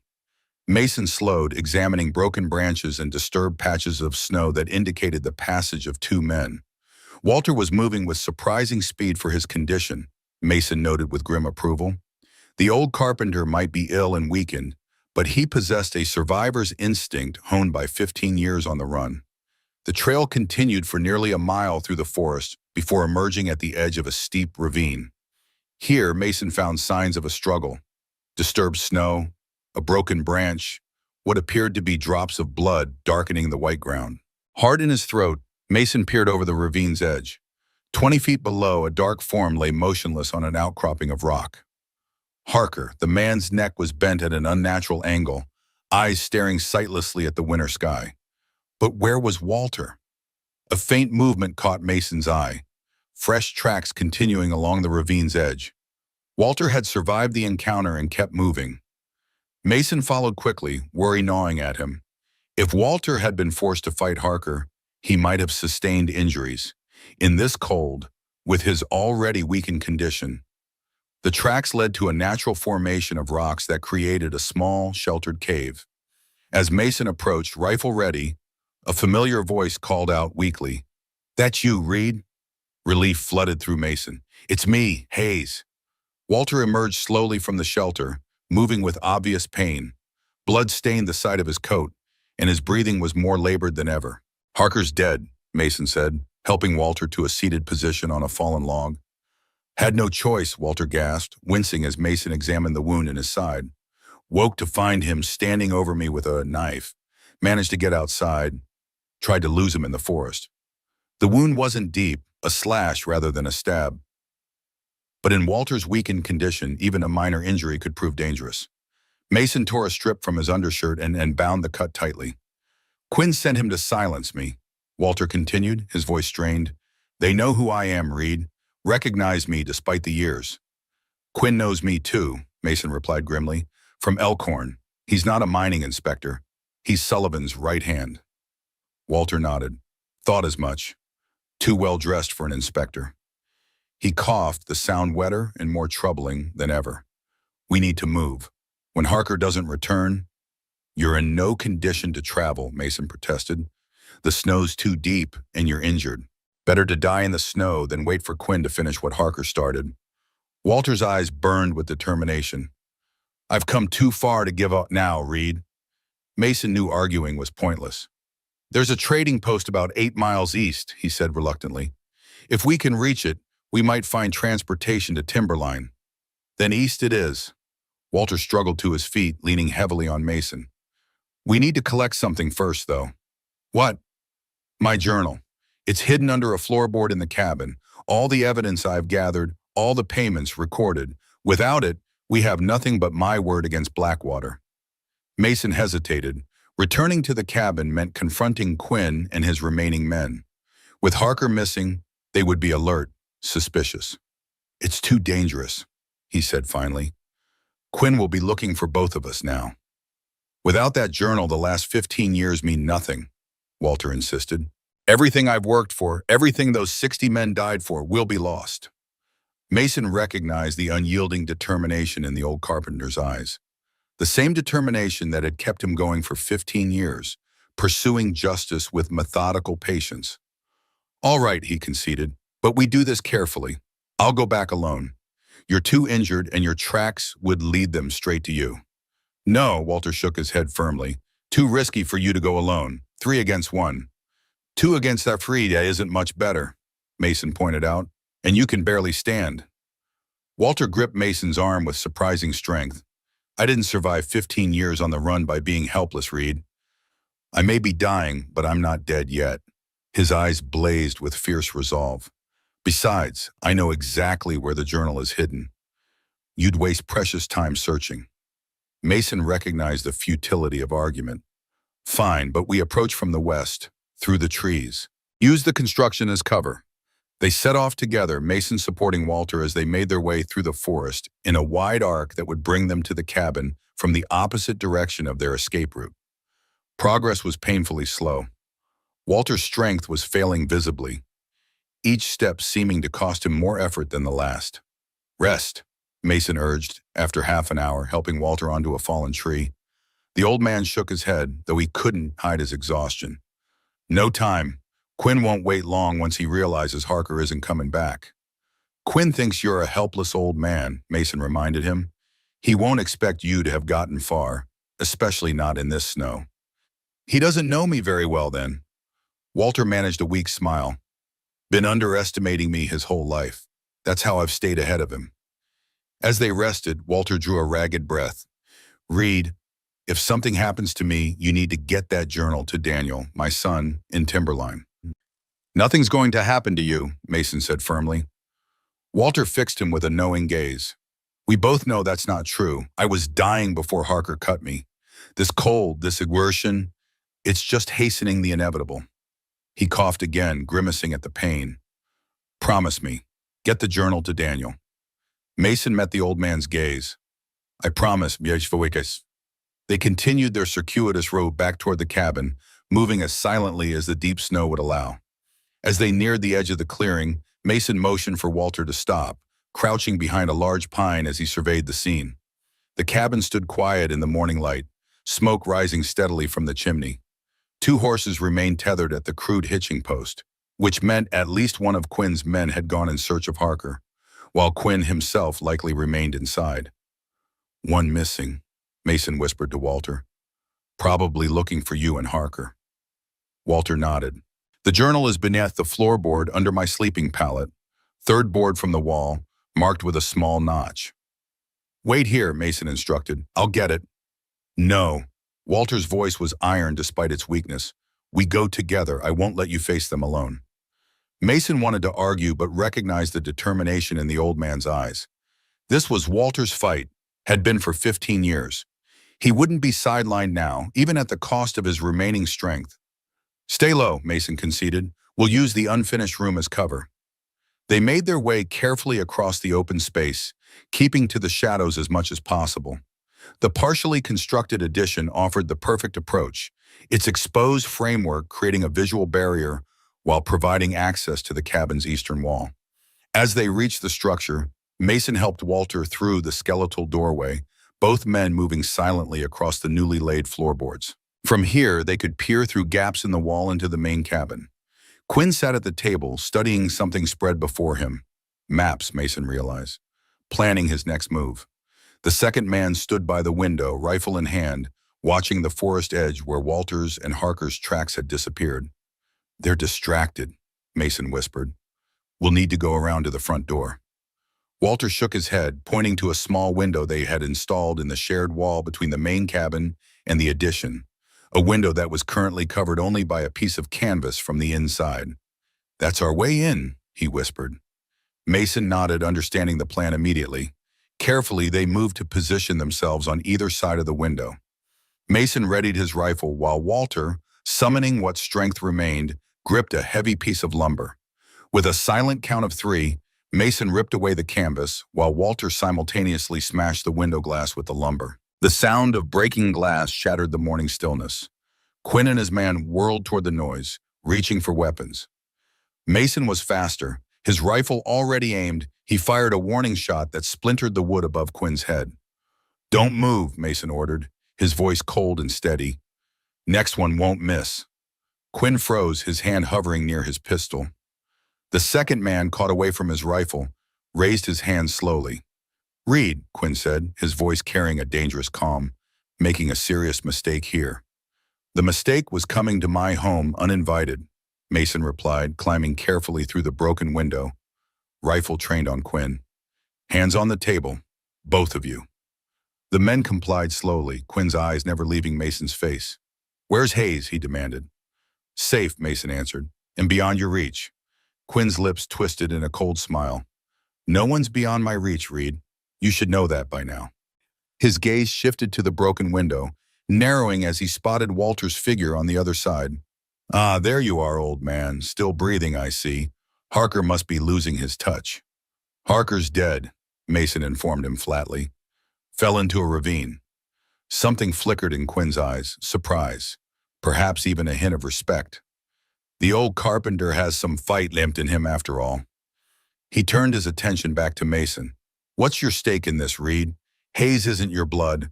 His troubles aren't yours." "Maybe I'm just tired of men like you and Sullivan putting profits above lives," Mason replied. 60 men died at Granite Mountain because of corners cut. How many more at other operations? How many at Elkhorn after I left? Quinn's expression hardened. "Always the idealist. That's why Sullivan found you so troublesome." He leaned forward slightly. "You know, he still talks about you sometimes, the engineer with a conscience. Wonders what became of you." "He's about to find out," Mason said grimly. A slight movement from Quinn's man caught Mason's attention. A subtle shift of weight, eyes darting to the side where his rifle leaned against the wall. Mason adjusted his aim slightly. "Don't," he warned. "I've got nothing to lose here." The tension in the cabin was palpable. 4 men balanced on the knife edge of violence. Then Walter's voice came from the window, strained but clear. "Let me in, Reed. Time to finish this." Without taking his eyes or rifle off Quinn, Mason backed toward the door, opened it, and allowed Walter to enter. The old man moved slowly, pain evident in every step, but his eyes burned with a fierce determination as he faced Quinn across the cabin. "Nathaniel Quinn," Walter said, his voice stronger than it had been in days. "Still doing Sullivan's dirty work, I see." Quinn's expression revealed nothing, but his eyes narrowed slightly. "Walter Hayes, you've aged poorly. 15 years on the run will do that." Walter moved carefully to his sleeping area in the corner. "As well knowing you have the blood of 60 men on your hands." "Still clinging to that fantasy, old man?" Quinn's voice dripped contempt. "You were the lead carpenter. Your timbers failed. The courts would have convicted you if you'd had the courage to stand trial. The courts never saw the evidence." Walter knelt painfully, prying up the floorboard he had described to Mason. From the space beneath, he withdrew a leather-bound journal. "But they will now." Quinn's eyes fixed on the journal, his composure slipping for the first time. "What is that?" 15 years of truth," Walter replied, clutching the book to his chest. "Every safety report I filed, every warning ignored, every bribe paid to inspectors. Names, dates, amounts." He coughed, wincing at the pain. "And most damning of all, statements from survivors who witnessed Sullivan and your other managers ordering the use of rejected timber despite knowing its dangers." Quinn's face had gone very still, a dangerous stillness that Mason recognized from men backed into corners. "You expect anyone to believe the fabrications of a fugitive? A man who ran rather than face justice? They'll believe his son," Walter countered. "Daniel Hayes, attorney at law in Timberline." He smiled thinly. "Who happens to specialize in cases against mining companies." A muscle twitched in Quinn's jaw. Throw your life away if you want, Hayes. But Reed here, he turned cold eyes to Mason. He has no dog in this fight. Walk away, Reed. Take your frontier life and forget you ever met this old fool. Mason kept his rifle steady. Not going to happen. Think about it, Quinn pressed. Hayes is dying already. Consumption by the look of him. He won't live to see any court case. But you could have a future. His voice turned persuasive. Sullivan remembers you as a talented engineer. With the Eastern Pacific merger coming, there will be opportunities. Good positions. Well paid. Like yours? Mason asked coldly. How much does a man's conscience cost these days, Quinn? Anger flashed in the man's eyes. You self-righteous bastard. You think you're better? You walked away too, Reed. Left Elkhorn rather than fight. Let Sullivan continue cutting corners there just like at Granite Mountain. He leaned forward, voice lowering. How many men died because Mason Reed chose the easy way out? How many widows curse your name without even knowing it? The words struck Mason like physical blows, hitting the exact center of his guilt. But instead of weakening his resolve, they crystallized it. Quinn was right. He had walked away, chosen safety over justice. And men had likely died as a result. Not this time. You're right, Mason acknowledged, his voice steady. I did walk away. That's a weight I'll carry the rest of my life. His grip on the rifle tightened. But today, I'm standing my ground. Quinn studied him for a long moment, then smiled thinly. Noble words, but they won't save you when Jameson returns with the other horses. His smile widened. You didn't think we only brought 4, did you? Insurance policy. Jameson's bringing back reinforcements from our camp 5 miles south. Should be here any minute. Mason felt a cold weight settle in his stomach. If Quinn was telling the truth, and his confidence suggested he was, their situation had just become considerably more dangerous.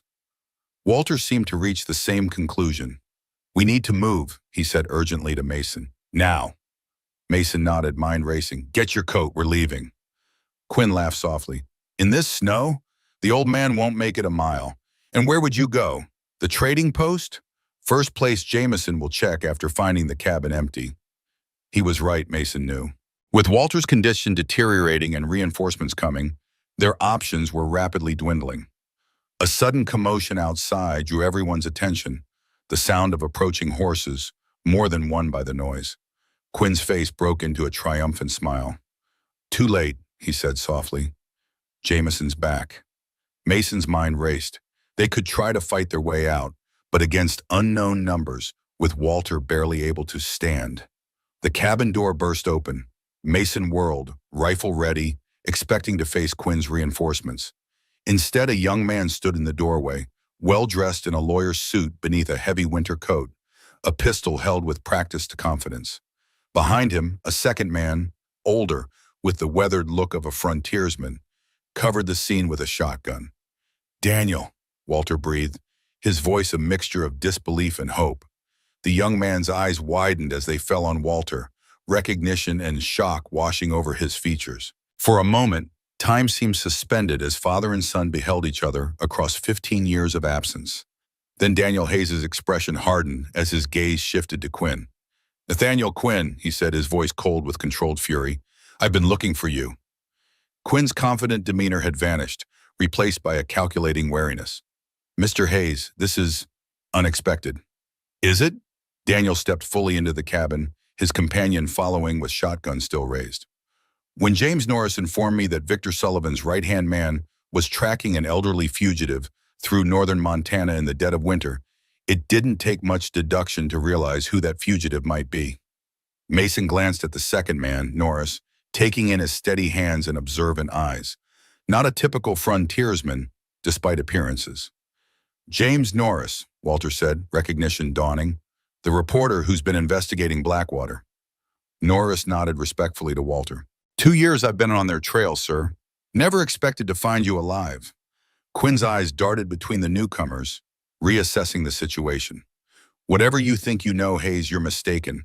I'm simply a mining inspector, conducting routine. Save it for the territorial court, Daniel cut him off. I have affidavits from 3 former Blackwater employees detailing your role in covering up the safety violations at Granite Mountain. His gaze hardened.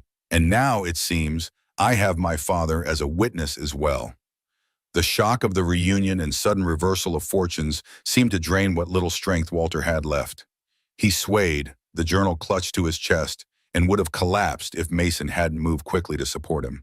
He needs rest, Mason said urgently to Daniel. He's wounded, and the consumption's getting worse. Concern immediately replaced the cold fury in Daniel's expression. He holstered his pistol and moved to his father's side, helping Mason ease the old man onto the bearskin rug near the stove. "Father," Daniel said, his voice thick with emotion as he knelt beside Walter, "I've been searching for you for years." Walter's weathered hand rose to touch his son's face, wonder in his tired eyes. "You came for me." "Of course I came," Daniel replied, gripping his father's hand. "When Nora showed me evidence you might still be alive, that you weren't what they claimed." His voice broke slightly. "I never stopped hoping, even when I pretended to have given up." While this reunion unfolded, Nora sufficiently disarmed Quinn and his remaining man, binding their hands with leather thongs. "The third one's outside," he informed Mason. "Caught him sneaking back just as we arrived. He's secured to a tree for now." "There's a fourth," Mason replied. "Dead in a ravine east of here." Norris nodded grimly. "We'll retrieve the body later." He studied Mason curiously. "You're not what I expected, Mr. Reed. When we tracked Quinn here, I thought we might find him questioning a simple frontiersman who'd unknowingly sheltered Hayes. Instead, we find an armed standoff and you clearly in control of the situation." Mason shrugged. "I have experience with men like Quinn." "From Elkhorn," Norris said, surprising Mason. "Yes, I know who you are. The safety engineer who resigned rather than compromise his principles." He smiled slightly at Mason's expression. "I'm an investigative reporter, Mr. Reed. Research is my profession." While they spoke, Daniel had been examining his father's wound and condition with growing concern. "He needs a doctor," he said, looking up at Mason. "The wound isn't fatal, but his lungs—" "Timberline's the closest town with a proper physician," Mason said. "But in this snow, with his condition—" "We have a sleigh," Norris interjected. "Came prepared for winter travel. With proper blankets, we could transport him safely." Daniel nodded gratefully, then turned back to his father. "We need to get you to town, to a doctor." Walter shook his head weakly. "The journal first," he insisted, pressing it into Daniel's hands. "Everything I've gathered. 15 years, all in here." Daniel accepted the book, his expression solemn. "I'll keep it safe. We'll use it to bring Sullivan and Blackwater to justice, I promise." Walter's eyes moved to Mason. "Reed, the room." "Don't worry about the room," Mason assured him. "It'll be here when you return." A faint smile touched Walter's lips. "You'll finish it, even if I don't come back?" Mason met his gaze steadily. "I'll finish it. You have my word." While Norris and Daniel prepared for the journey to Timberline, Mason secured Quinn and his men in the lean-to, well-bound but sheltered from the worst of the cold. Justice demanded they face a courtroom, not freeze to death in the Montana wilderness. As the preparations neared completion, Mason found himself alone with Walter for a moment. The old carpenter looked frail against the pillows they'd arranged for him, his face gray with exhaustion and illness, but his eyes remained clear and determined. "You saved my life, Reed," Walter said softly, "not just by pulling me from the snow, but by reminding me what it means to build something that matters." Mason shook his head. "You saved me, Hayes. I was dead inside when you found me, just going through the motions. Then we're even." Walter's hand found Mason's, his grip surprisingly strong. "Finish that room, not for ghosts, but for the living, for yourself." "I will," Mason promised, "and when Sullivan faces justice, be there. Testify about Elkhorn, help Daniel finish what I started." Mason nodded solemnly. "I'll be there." Walter's eyes drifted to the partially constructed room visible through the open doorway. "A room is more than timber and nails, Reed. It's a promise we keep standing." Those words would echo in Mason's mind long after the sleigh had disappeared into the winter landscape, carrying Walter toward medical care and Daniel toward the justice he'd sought for 15 years. Norris remained behind temporarily, helping Mason retrieve Harker's body from the ravine and secure Quinn and his men for transport to the territorial authorities. What will you do now? Norris asked as they finished binding the last of the prisoners to their horses. Mason looked toward his cabin, toward the unfinished room that had become so much more than a construction project. Finish what I started, he said simply. Elkhorn, Norris nodded. Your testimony about Sullivan's practices there will strengthen the case substantially. Establish a pattern of behavior spanning years. I'll testify, Mason confirmed. But first, I have a room to complete. In the days that followed, Mason worked with renewed purpose. The winter weather alternated between brutal storms and crystalline, frigid days. But he persevered, applying both engineering precision and the craftsmanship Walter had taught him. The room took shape steadily. Walls enclosed the space. A roof sealed it against the elements. The special window designed for stargazing installed exactly as planned. Inside, Mason crafted the tree-shaped bookshelves in the small desk positioned to catch the morning light, just as he had promised Lily so long ago. A week after Walter's departure, a rider appeared on the trail to the cabin. Mason watched from the partially completed roof as the figure approached, recognizing Daniel Hayes's straight posture and formal bearing even at a distance. Mason climbed down to meet him, apprehension growing as he noted the somber expression on the young lawyer's face. Hayes, he greeted Daniel as the man dismounted. How is your father? Daniel removed his hat, holding it respectfully before him. He's gone, Mr. Reed, past 2 days ago. Though not unexpected, the news hit Mason with surprising force. In the short time he had known Walter Hayes, the old carpenter had become more than just a fugitive he'd sheltered. He had become a friend, a mentor, a mirror reflecting Mason's own regrets and hopes for redemption. The doctor did what he could, Daniel continued, but the consumption was too advanced, and the cold journey weakened him further. His voice softened. He spoke of you at the end, asked if you were keeping your promise about the room. Mason nodded, unable to speak for a moment. Finally, he gestured toward the cabin. Would you like to see it? Daniel followed Mason inside, his eyes widening as he beheld the nearly completed room. The craftsmanship was evident in every detail, the precisely fitted joints, the carefully planned space, the special touches that made it more than mere shelter. It's beautiful, Daniel said softly. My father's influence is visible in the woodwork. He was a master craftsman, Mason agreed. Taught me more in a few days than I learned in years of engineering. They stood in silent appreciation of the space, both men contemplating the absent presence who had brought them together. Quinn and his men are in custody in Timberline, Daniel said after a while. Sullivan has been summoned from Helena to answer questions. The territorial prosecutor believes we have enough evidence to bring charges against both him and Blackwater Mining. Good, Mason said firmly. When is the hearing? 2 weeks from now. I came partly to ask if you would be willing to testify about Sullivan's practices at Elkhorn. Establish that Granite Mountain wasn't an isolated incident. Mason didn't hesitate. I'll be there. Relief washed over Daniel's features. Thank you. Your testimony could be crucial. He hesitated, then added, there's something else. Father left instructions. He wished to be buried here, near this cabin where he found, in his words, a last moment of purpose. Emotion tightened Mason's throat. I'd be honored, he managed. The body is with me, Daniel said awkwardly, gesturing toward a bundle secured to a travois behind his horse. I hope that's not too presumptuous, but he was quite specific. It's fitting, Mason assured him. There's a spot on the eastern rise where the sun hits first in the morning. He'd have liked that. They buried Walter Hayes the following morning on the small hill Mason had indicated, the frozen ground requiring hours of labor to excavate. Daniel read passages from his father's worn Bible, and Mason spoke briefly of the wisdom and courage he had witnessed in the old carpenter's final days. As they stood beside the fresh grave, Daniel handed Mason a small package wrapped in oilcloth.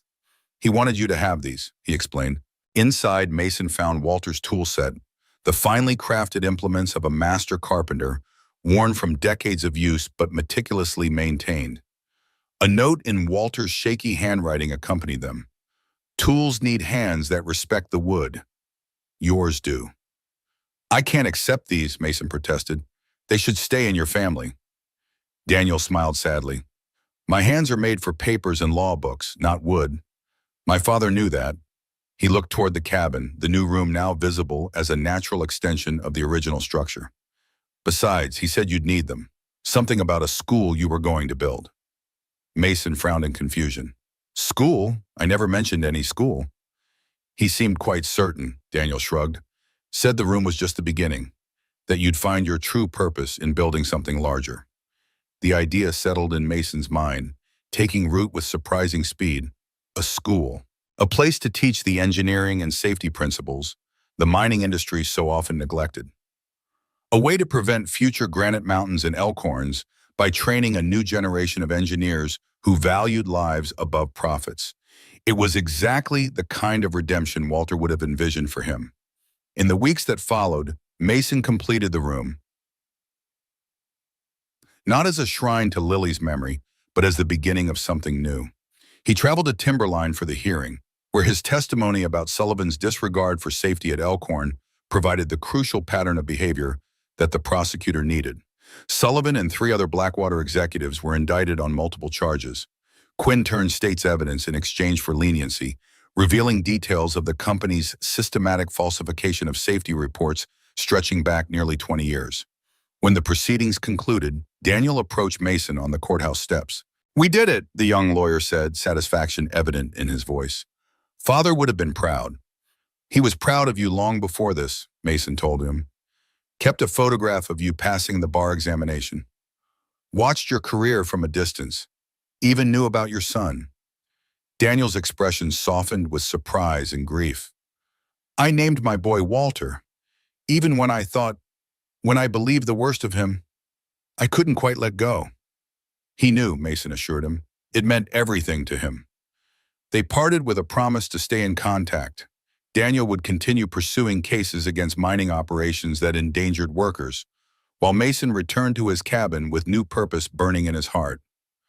The following spring, as the snow retreated and the first green touched the Montana landscape, Mason began expanding his cabin again. Not another bedroom this time, but a workshop large enough to serve as a classroom. Using Walter's tools and the engineering knowledge he had once abandoned, he created a space where young men could learn both the theory and practice of safe construction. Word spread gradually. The first students arrived that summer, 3 young men from a nearby mining camp, eager to learn proper techniques rather than the rushed, dangerous methods employed by profit-driven operations. Mason taught them using Walter's hands-on approach combined with engineering principles, emphasizing that every structure they built was a promise to those who would inhabit or use it. By the following year, the school had grown to a dozen regular students. Mason had added a dormitory and expanded the workshop. Daniel visited occasionally, bringing legal updates about the ongoing cases against Blackwater and offering suggestions for curriculum that would prepare students to recognize and document safety violations. On a warm evening in late summer, Mason sat on his porch watching the sunset paint the mountains gold. Lily's room, as he still thought of it, had become a library filled with engineering texts and carpentry manuals. The walls were adorned with her preserved drawings alongside technical diagrams drawn by students. Walter's tool set hung on a special rack, available for teaching, but maintained with the same reverence the old carpenter had shown. Beneath it, a simple plaque read, "Build with Dignity, Walter Hayes." Mason had kept his promise, not just to finish the room, but to build something that mattered, something that might prevent future tragedies like Granite Mountain. As darkness fell and the first stars appeared above the mountains, Mason gazed toward the special window he had designed for Lily. Through it, the brightest stars were now visible, just as he had promised his daughter years ago. "I kept my word, sweetheart," he whispered. "Not just about the room, but about becoming someone you could be proud of." A gentle breeze stirred the curtains at the window, almost like a small hand waving acknowledgement. Mason smiled, feeling not grief but a quiet peace. In that moment, he understood fully what Walter had meant. A room was more than timber and nails. A life was more than survival. Both were promises we kept standing, commitments to something beyond ourselves. Mason Reed had finally found his foundation again, and this time he would build something that would last. 5 years passed. The Hayes Reed School of Engineering and Craftsmanship had grown into a respected institution. 3 simple buildings now surrounded the original cabin, housing classrooms, workshops, and dormitories for 30 students. What had begun as one man's atonement had become a beacon of change in the mining industry throughout Montana Territory. On a crisp autumn morning, Mason stood at Walter's grave on the eastern rise. The simple wooden marker he'd carved had weathered beautifully, the grain deepening with each passing season. Mason had developed a habit of visiting at dawn, sharing quiet words with his old friend about new students, challenging projects, and the gradual changes in safety regulations that their combined efforts had helped inspire. "Quite the legacy you two built," came a voice behind him. Mason turned to find Daniel Hayes approaching, his young son Walter Jr. trailing behind. At 10 years old, the boy already showed his grandfather's eye for woodwork and his father's precise mind. "Your father did the hard part," Mason replied, clasping Daniel's hand. 15 years on the run, gathering evidence. "I just finished what he started." Daniel smiled. "You both did what neither could have done alone." He placed a hand on his son's shoulder. "Junior brought something to show you." The boy stepped forward, carefully holding a wooden box. It was small but exquisitely crafted, the joinery almost invisible, the finish gleaming in the morning light. "I made it myself," the boy said proudly, "for Grandpa's tools." Mason knelt to examine the work, genuinely impressed. "Walter would say you've got the hands for it. Dad says Grandpa used to say that wood never lies." The boy ran his fingers over the smooth surface. "Is that true?" "Absolutely," Mason replied. "The wood, the tools, the work, they all tell the truth about the person who shaped them." He looked up at Daniel. "Your father understood that better than anyone I've ever known." As they walked back toward the school buildings, Mason was struck by the continuity of it all. Walter's craftsman's hands lived on in his grandson's careful work. His pursuit of justice continued in Daniel's legal practice, and his wisdom about building with dignity had taken root in the scores of young engineers and craftsmen who'd passed through the school. That evening, Mason sat in Lily's room, now his own quarters, gazing out the special window at the emerging stars. The room had served many purposes over the years: library, meeting place, quiet refuge. Yet it had always remained in some essential way the fulfillment of a promise. On the desk where Lily might have drawn her pictures, now sat Mason's journal, open to a fresh page. He'd begun keeping records of the students who'd graduated, tracking their careers, noting the improvements in mine safety that had followed their employment. Sullivan had served his time. Blackwater mining had paid substantial compensation to victims' families, and most importantly, the industry was slowly changing. "Not redemption," he said softly, echoing the conversation with Walter from years ago, "but something worth building, all the same." As moonlight filtered through the window, casting star-shaped patterns across the floor, Mason felt a rare sense of completion. The ghost that had once haunted this unfinished room had found peace. Claire would have approved of the path he'd chosen. Lily would have delighted in the young minds being shaped here. And somewhere, Mason liked to think, Walter Hayes nodded in satisfaction at promises kept, at rooms completed, at lives rebuilt from the foundation up, in timber and nails, in lessons taught and lives saved. The promise endured.